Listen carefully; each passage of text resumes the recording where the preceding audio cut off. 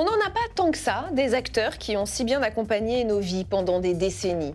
Des acteurs dont on reconnaîtrait la voix entre mille, le phrasé si singulier, le débit devenu si familier.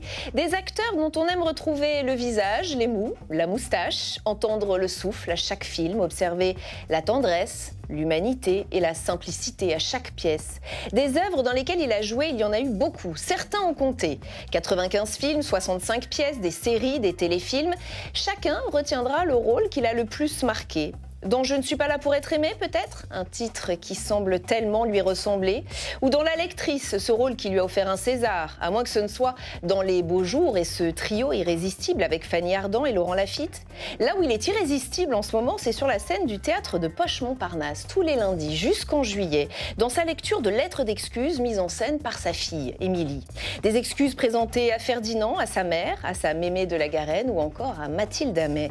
Pourquoi des excuses ? A-t-il fait tant d'erreurs que cela ? Ce spectacle est-il une manière de remettre les compteurs à zéro ?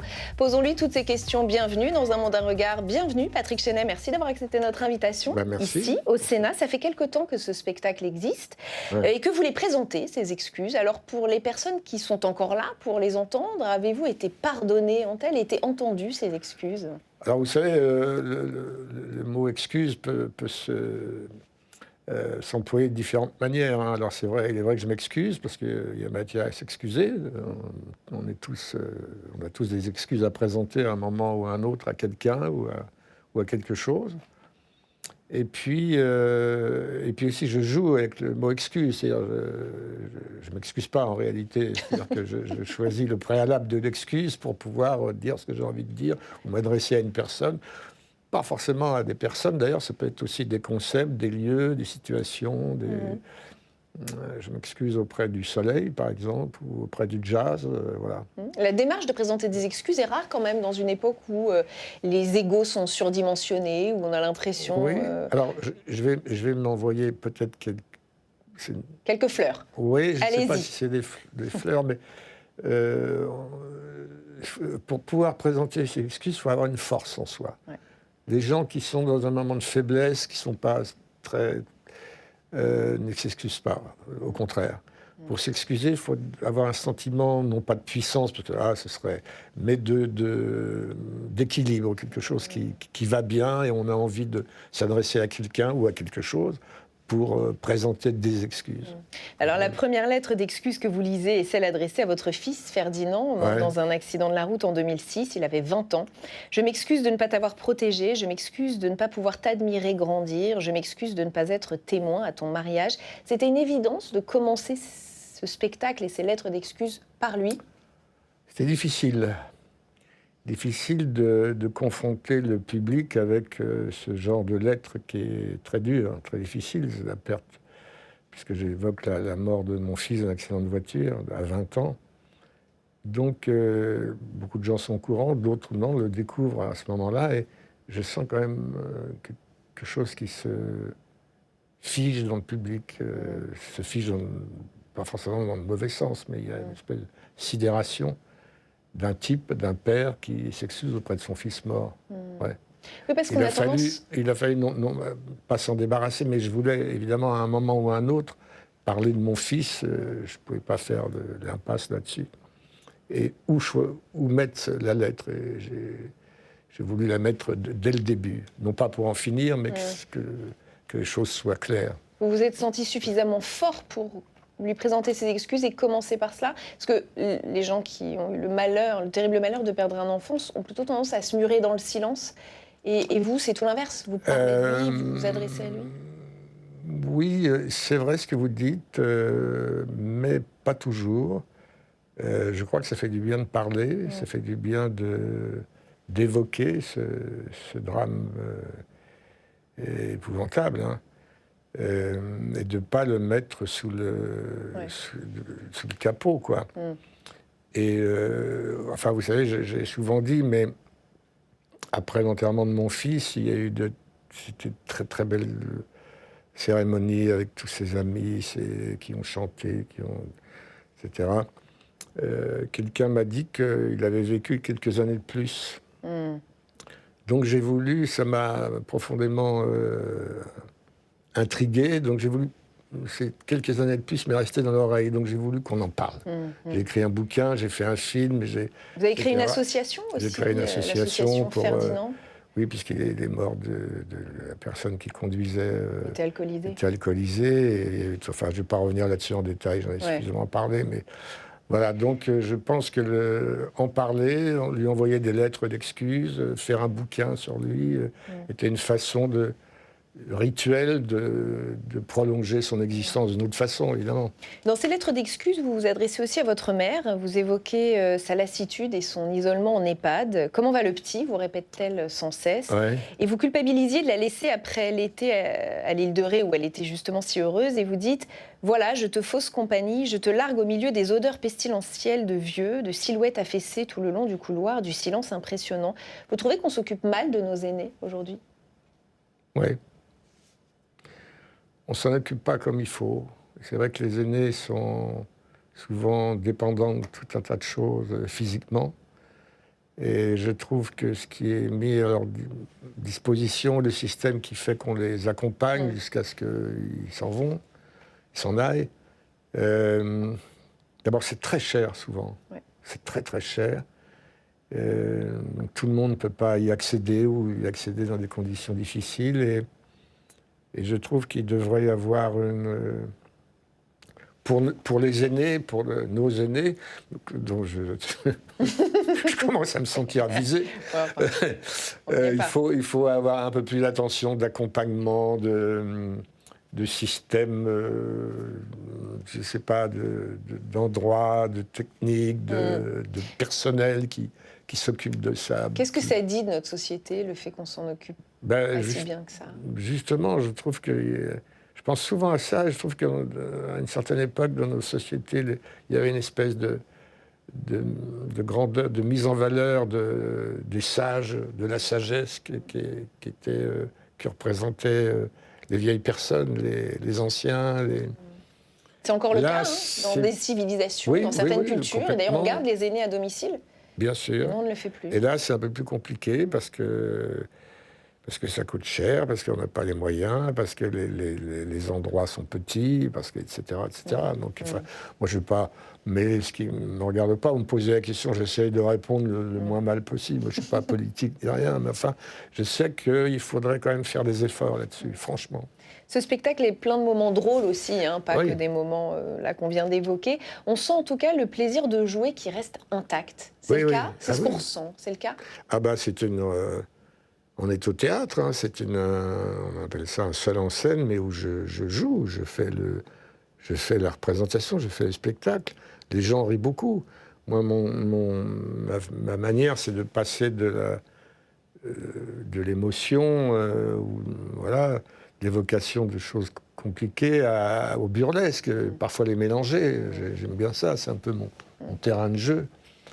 Et les gens rient beaucoup, et moi, j'aime bien que les gens rient beaucoup.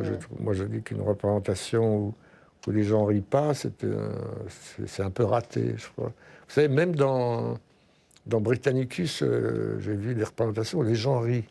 Parce que quand les gens se reconnaissent ou reconnaissent que la situation est très juste, et très bien représentée, premièrement, il y a une espèce de satisfaction de voir la on n'est pas seul. Voilà, on n'est pas seul. Les gens réagissent par le rire. C'est très universel. J'ai un document à vous proposer, Patrick Chenet. Alors, vous allez évidemment le reconnaître tout de suite. Je vais le décrire pour les gens qui nous écoutent. C'est une archive. Il s'agit de Michel Bouquet, un bonnet de nuit sur la tête. Dans Le Malade imaginaire, exactement, de Molière, en septembre 2008, au théâtre de la Porte Saint-Martin, à Paris, lors d'une répétition. J'ai cru comprendre qu'il était votre modèle, votre référence absolue. Vous dites, j'ai plus appris en jouant 100 fois avec lui qu'en 3 ans de conservatoire. Oui, c'est pas très gentil pour le conservatoire. Enfin, c'est une phrase comme ça, mais c'est vrai que je jouais avec lui, j'avais simplement une scène, j'étais encore au conservatoire d'ailleurs, j'étais tout jeune acteur, et j'allais dans la salle après pour voir, parce que j'avais une petite amie qui était ouvreuse, j'attendais la fin de son service. Ah, on a les coulisses. Comme ça, vous savez tout. Et donc, je voyais Michel Bouquet en liberté, et j'ai énormément appris ce qu'il fallait faire ou ne pas faire. Et des jours avec, des jours sans, comme toutes les créations artistiques, comme même les footballeurs ont des jours avec, des jours sans, même les athlètes, les artistes. les intervieweurs. C'est vrai aussi, vous avez raison. Voilà. Et cette façon qu'il avait de tourner le problème quand il n'était pas dedans m'apprenait énormément. Non, c'était un show total. C'était avant tout un acteur d'instinct. On parlait de son intelligence, il avait une réflexion sur son métier, sur l'art de l'acteur, bien sûr, qu'on peut avoir, que beaucoup de gens ont. Lui, il l'avait porté à un degré très, très fort, très intéressant, mais c'était surtout un acteur d'instinct qui aimait le jeu, qui aimait jouer un personnage et le donner au public, le partager avec le public. À propos du métier d'acteur et du jeu d'acteur, vous dites quelque chose de très joli. Pour un acteur, ce qui est important, ce n'est pas la technique ou les exercices de voix, c'est d'apprendre la vie, c'est d'aimer, c'est de souffrir, c'est de faire le tour du monde. Vous diriez qu'aujourd'hui, certains acteurs sont trop sédentaires? Que les choses changent? Je ne sais pas. Je crois en tout cas que la technique qu'on apprend parfois dans les cours d'art dramatique ou au conservatoire... je crois qu'effectivement, l'art de l'acteur, c'est de représenter les errances de la condition humaine à tous les niveaux. Donc, il faut qu'ils apprennent la condition humaine, il faut qu'ils en soient eux-mêmes un dépositaire. Oui, c'est ça, qu'ils la vivent. Donc, qu'ils souffrent, qu'ils aiment, qu'ils aient de la joie, qu'ils aient des interrogations, qu'ils découvrent, qu'ils rencontrent, etc. C'est ça, la formation de l'acteur. Ouais. Ce qui est intéressant dans votre parcours, c'est que votre truc, c'est le théâtre. Ça a toujours été le théâtre et ça l'est toujours aujourd'hui. Mais c'est le cinéma qui est venu vous chercher, alors que vous n'y pensiez pas vraiment au début. Vous dites même, j'ai cru que c'était une erreur, un malentendu, et qu'ils allaient s'en rendre compte après coup.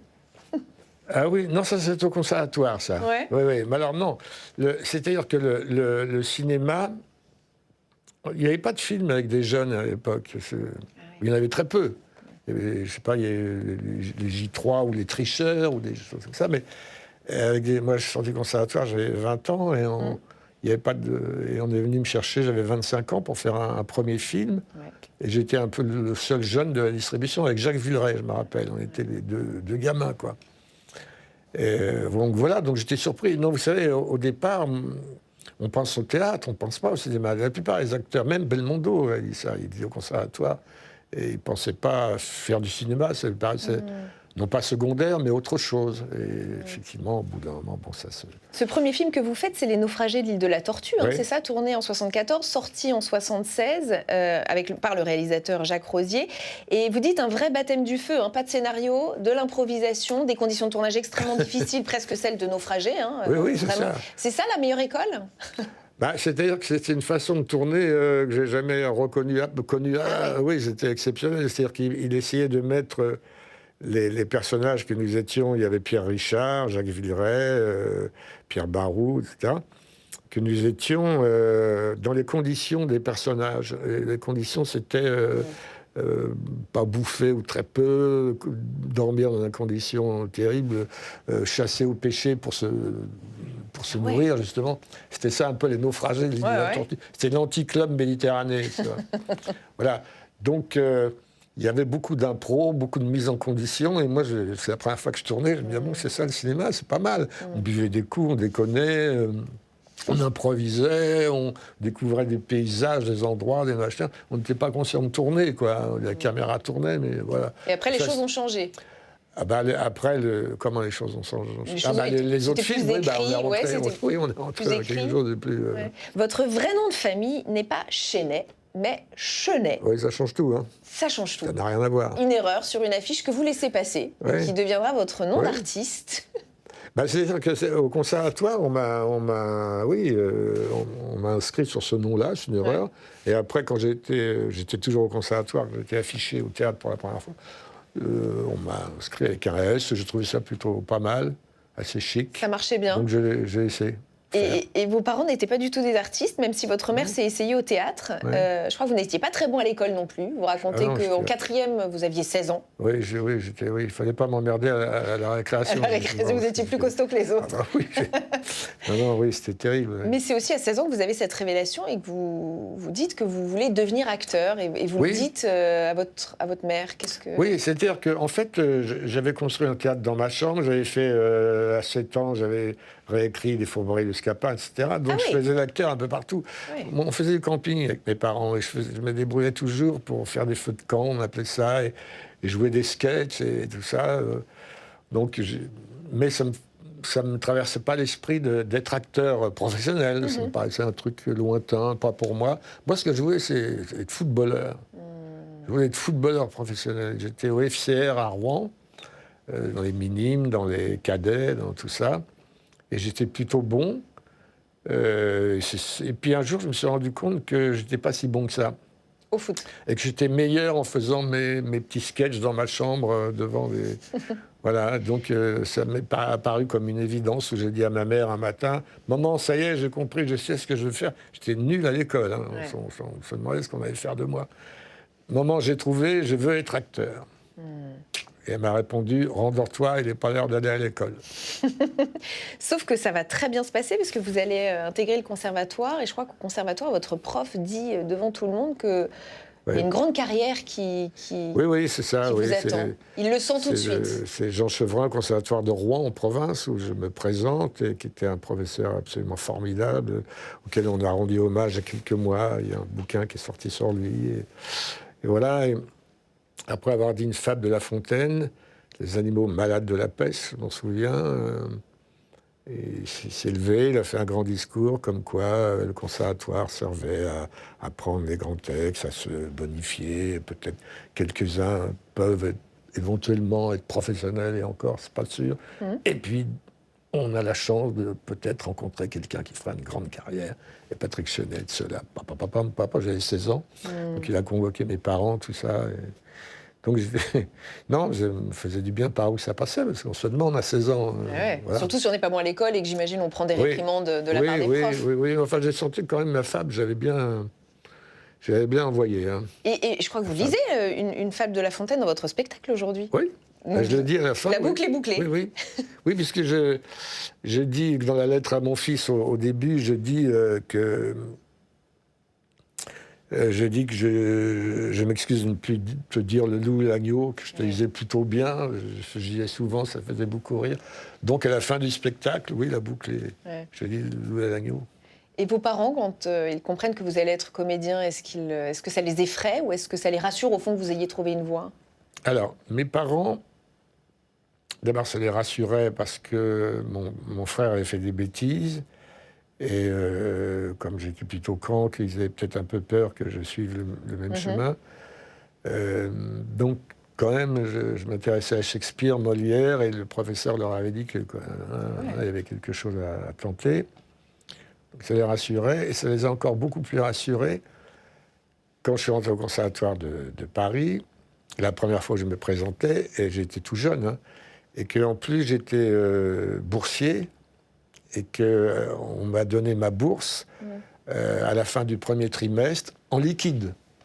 Pourquoi? Je n'avais pas de compte bancaire ni rien. Donc c'était des gros billets. Et il y avait 3 ou 4 mois de bourse que j'avais mis dans mon sac. Et je suis rentré donc en province où étaient mes parents, à Rouen. Et là, dans un geste, dans une envolée très théâtrale, j'ai ouvert le sac et j'ai foulé mes billets au milieu de la table. Alors mon père s'est dit que si l'État donnait autant d'argent à un jeune freluquet comme moi, c'est que c'était sérieux, quoi. On ne donne pas de l'argent comme ça, voilà. Donc ça, rassuré, bien sûr. Et vous croyez aux carrières écrites, Patrick Chenet? Vous avez l'impression que c'était évident pour vous, le métier de comédien? Est-ce que... Bon, alors vous avez parlé de footballeur, mais est-ce que vous auriez pu faire autre chose que comédien? Je crois pas. Ouais, hein. Franchement, je crois pas. Et bon, écrivain, bon, j'écris des livres, mais enfin, bon, non, c'est... Prof de lettres, vous auriez pu. Vous lisiez beaucoup. Non, j'aurais aimé être médecin. Ah bon? Mais quand fallait bosser, quand on a 16 ans, 4e, c'est mal barré, quoi. Mais non, j'aurais aimé soigner les gens, écouter les gens qui me parlent de leurs difficultés, problèmes, que j'essaie de trouver des solutions. Ça m'aurait bien plu, ça, ouais. Est-ce que vous soignez pas un peu les gens aussi aujourd'hui? Oui, jolie métaphore. Oui, peut-être, oui. Je sais que, par exemple, ce spectacle, beaucoup de gens me disent merci. Ils se sentent, comment dire, concernés par ce qu'ils entendent sur le plateau et par aussi le moment qu'ils ont passé de détente aussi et en même temps d'émotion et que ça leur fait du bien. Et d'introspection peut-être. Donc je aussi. me dis, oui, ça fait du bien de leur faire du bien. Ouais. À la lueur de celui que vous êtes aujourd'hui, quel conseil donneriez-vous au petit garçon que vous étiez? Qu'est-ce que vous lui diriez avant qu'il ne se lance dans la vie? Je ne sais pas du tout. Je ne sais pas. J'étais indiscipliné, en même temps j'étais friand de discipline. Non, c'est très difficile. Une fois que j'ai dit ça, j'étais indiscipliné et friand de discipline. Bah, vous recherchiez un cadre. Si vous voulez, alors moi, il y a un film qui m'avait interpellé qui s'appelait If, où le type qui était Malcolm McDowell, qui le jouait, je crois, était le meilleur dans une institut anglaise, rigide, etc. Il était très très bon élève, était premier en tout, mais il était puni tout le temps. Pourquoi? Parce qu'on lui disait que vous avez une façon de marcher, une façon de vous mettre la main dans les cheveux, une façon de regarder qui ne nous plaît pas, vous nous dérangez, alors qu'il était premier partout. Et je me sentais comme lui. J'ai vu le film 3-4 fois, j'allais le voir. Et je me sentais à la fois au conservatoire, oui. Et en même temps, j'étais décalé, quelque chose qui n'était pas comme les autres, quoi, qui n'était pas convenu. Et j'ai essayé de rentrer dans le rang, et de faire plaisir, d'être un bon élève, et que j'arrivais pas. Enfin, j'ai eu un premier prix quand même, donc j'arrivais, mais j'ai essayé de... Je sais qu'il y a un article dans Le Monde, après mon concours de conservatoire, qui disait... Patrick Chenet, alors c'était le titre quand même dans Le Monde, fera la grande carrière qu'il mérite s'il continue à se rebeller contre les directives qu'on lui donne au conservatoire, alors que j'essayais d'être le très très bon élève, de faire plaisir à tout le monde, d'écouter mes professeurs, de faire ce qu'on me disait, mais vraiment religieusement, quoi. Donc c'est là où je me suis dit que un peu la subversion était une chose qui se décrétait pas, mais qui était, quoi. C'était comme ça. Vous était naturel. Voilà. J'ai des photos à vous proposer, ça fait partie des petits rituels de cette émission, Patrick Chenet. Première photo que j'ai à vous proposer, c'est celle-ci. Il s'agit de Vincent Bolloré, cible de la Tribune, qui a fait tant couler d'encre, signé par des centaines de professionnels du cinéma, dénonçant l'emprise de l'extrême droite, je cite, sur le cinéma français. En réponse à cela, Canal+ a fait savoir qu'il ne voulait plus travailler avec ses artistes. Le fils de Vincent Bolloré a pris la parole, évoquant un climat d'agitation et appelant à l'apaisement. On vous avait proposé de la signer, cette Tribune? Non, je ne l'aurais pas signé. Vous ne l'auriez pas signé? Non. Quel est votre regard sur cette affaire? J'aime pas les pétitions en général, et dès qu'on emploie le mot fasciste dans une pétition, j'y vais pas, parce que c'est un mot galvaudé. Et puis j'ai lu, je me rappelle plus la pétition, j'ai lu plus ou moins. Et ce qui est bizarre, c'est d'essayer de faire la peau à Canal+, qui est quand même le plus grand donateur qui fait vivre le cinéma français. Donc, bon, on peut faire des conneries et signer une pétition, etc., mais c'est alimenté par la CGT, par tout ça. Et tout le monde est soupçonné de fascisme ou d'extrême droitisation, tout ça. Ça me fatigue un peu, quoi. Au moins c'est dit. Deuxième photo, là je m'adresse aux fans de foot, vous l'avez dit vous-même, il s'agit de Gianni Infantino, président de la FIFA, patron du foot mondial, mais aussi proche de Trump et de Poutine. Il a d'ailleurs remis au président américain en décembre 2025 le prix de la paix, considérant qu'il aurait dû recevoir le Nobel de la paix. Il y a un mouvement possible de boycott d'ailleurs de cette Coupe du Monde de foot qui s'annonce. Vous allez la regarder, vous? Ah oui. je vais essayer de regarder tous les matchs. C'est un challenge, parce qu'il y a, je crois, au moins 64 matchs. Et j'ai pas que ça à faire non plus. Et un décalage horaire qui va pas nous être forcément favorable. Ça dépend. Enfin, je vais voir ça de plus près. Oui, il y a un décalage horaire, mais il y a des matchs à 10h du matin, je crois, ou là, en début d'après-midi. Enfin, donc, j'ai essayé de voir tous les matchs. C'est ce que j'essaie de faire à chaque Coupe du Monde. C'est pas dans la poche, mais c'est un challenge que je me... Voilà. Et ça vous échauffe pas, ça vous gêne pas qu'elle se passe aux États-Unis, enfin non. J'adore les États-Unis. J'aime un peu moins son président. Et la victoire du PSG, on en dit un mot ou pas? Vous avez regardé le match? Tiens, je vais me gêner. Évidemment que j'ai regardé les matchs. Non, je suis Je suis un aficionado du PSG et aussi du Paris FC maintenant. C'est-à-dire que je vais voir les matchs au stade Jean-Bouin, où je regarde le Paris FC qui vient très très bien, et d'ailleurs qui a éliminé le PSG en Coupe de France. Ah oui, vous n'avez pas fait la fête sur les Champs-Élysées pour autant? Non, je ne fais pas la fête. Je fais la fête chez moi. C'est le foot. Enfin, je fais la fête. Je sais pas. Je mange avec des amis qui sont venus.